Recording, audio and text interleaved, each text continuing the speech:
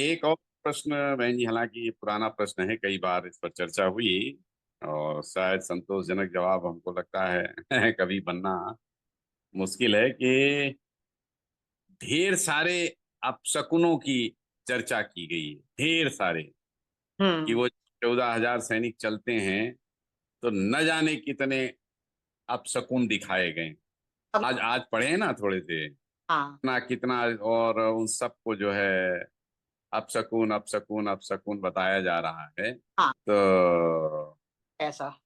इनका कोई आधार जो है, क्या हाँ ये उस समय जो है विश्वास प्रचलन में थे, ऋषि ने जिस समय लिखा वाल्मीकि रामायण, हाँ या इनका कोई प्रतीकात्मक कोई महत्व है, या बताती हूँ। मतलब जब कहानी पूरी प्रतीकात्मक है तो ये अपशकुन वगैरह भी एक प्रकार से प्रतीकात्मक ही कहा जाए, या कथा का मात्र विस्तार माना जाए? नहीं, प्रतीकात्मक है। जी। देखिए, कथा इतिहास के रूप में कही जा रही है। इतिहास जी। के जो कथा कही जा रही है, उसको हम आध्यात्मिक स्तर पर समझने का प्रयास कर रहे हैं कि हमारे भीतर की कथा है। जी। अब यहाँ शकुन की बात आई है।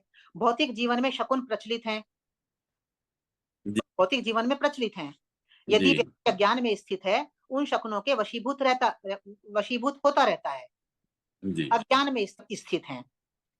जब ज्ञान में स्थित व्यक्ति हो जाता है, तो शकुन उसके उसके जैसे शूर्पणखा प्रभावहीन हो जाती है, ऐसे ही शकुन भी प्रभावहीन हो जाते हैं। पहले शकुन शब्द को समझ लो तो आपको क्लियर समझ में आ जाएगा। शकुन जी। में एक शब्द है शक, और एक है न।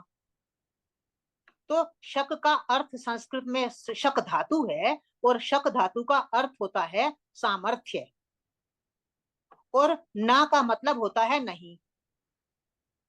तो शकुन का अर्थ हुआ सामर्थ्य नहीं।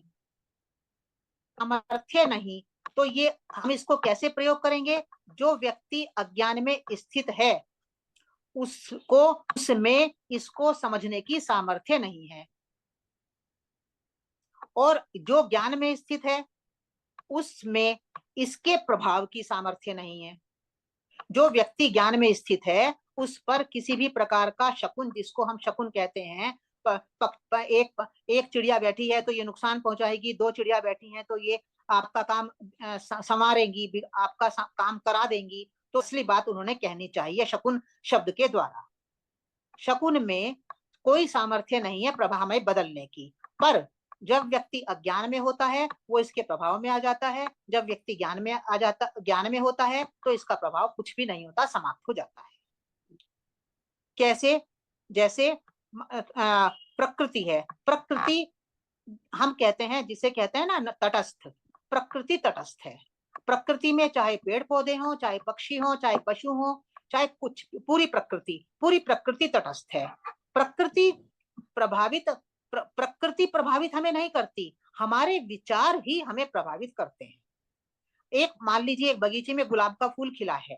तो गुलाब का फूल खिला है, मैं कमरे से बाहर निकली, मैं बगीचे में गई और मैंने उस फूल को देखा, तो मैंने एकदम कहा फूल कितना सुंदर है। तो फूल फूल नहीं कहता मैं सुंदर हूं, वो तो तटस्थ है। पर मेरी चेतना ने, मेरा मन प्रसन्न था, मैंने उसको सुंदर रूप में देखा। अब मैं एक दूसरा व्यक्ति बगीचे में आया, वहां वही फूल खिल रहा है, उसका मन दुखी है। तो उसके मन में ये विचार नहीं आया फूल कितना सुंदर है, क्योंकि उसका मन तो बहुत दुखी है। उसके मन में विचार आएगा, उसके मन में क्या विचार आएगा? उसके मन में विचार आएगा, या तो उसके कलर को वो कहेगा ये कलर तो अच्छा, बिल्कुल अच्छा नहीं है, बिल्कुल अच्छा नहीं है। या उसके मन में विचार आएगा अभी छोटा है, पूरा तो खिला ही नहीं है। या उसके मन में विचार आ जाएगा अभी झड़ जाएगा, ऐसे खिलने से क्या फायदा, अभी तो इसकी पंखुड़ी नीचे गिर जाएंगी। तो उसके मन में अलग विचार आएंगे, और दूसरे व्यक्ति के मन में अलग विचार आएंगे। तो जो विचार हैं वो हमारे हैं। प्रकृति तटस्थ है हमेशा।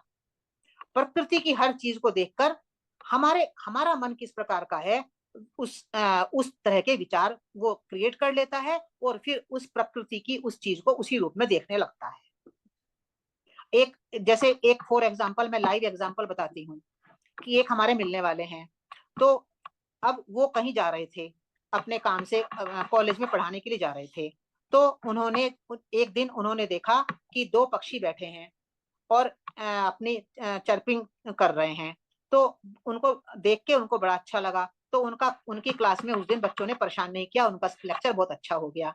फिर एक दिन वो जा रहे थे तो वो एक ही चिड़िया बैठी थी, चर्पिंग चर्पिंग कर रही थी।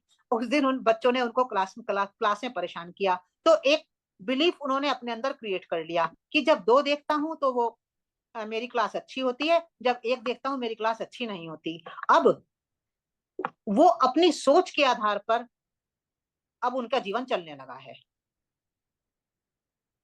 बस जैसे ही उन्होंने दो देखे, उन्होंने पॉजिटिव थॉट क्रिएट किया, आज मेरी क्लास अच्छी हो जाएगी। तो हमारी थॉट से ही सब कुछ चलता है। प्रकृति हमेशा तटस्थ रहती है, उसका वो स्वयं कोई प्रभाव हमारे ऊपर नहीं डालती, हम उसको अपने प्रभाव में लेते हैं।